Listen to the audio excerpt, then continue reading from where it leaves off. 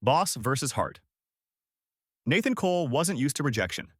At 33, he was a self-made tech CEO with global acclaim, good looks, and just the right amount of arrogance.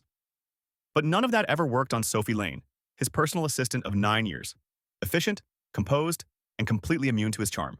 Sophie was the only person who didn't treat him like a god. So when she walked into his office on Monday morning and said calmly, "I'm resigning, Mr. Cole," he nearly dropped his coffee. "You're what?" "I'm leaving. I've decided to take a year off, study painting in Florence." "Florence, as in Italy." "Yes, but why?" She raised an eyebrow. "Because I haven't had a real break since I started working for you. I want to do something for myself. I gave you Christmas off. You emailed me during Christmas dinner." Nathan opened his mouth, then closed it.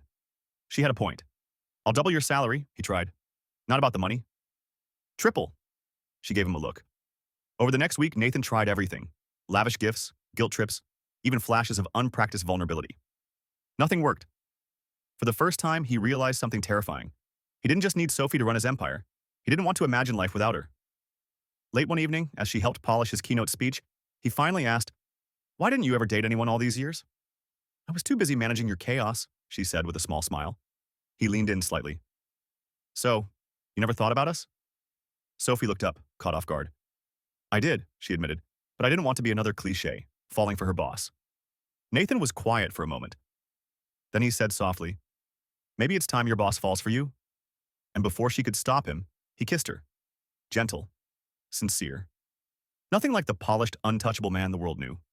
She didn't pull away. The next morning, Sophie arrived at her desk like usual, calm and composed. But this time, a bright yellow sticky note waited for her. CEO's girlfriend, probation period, resignation denied.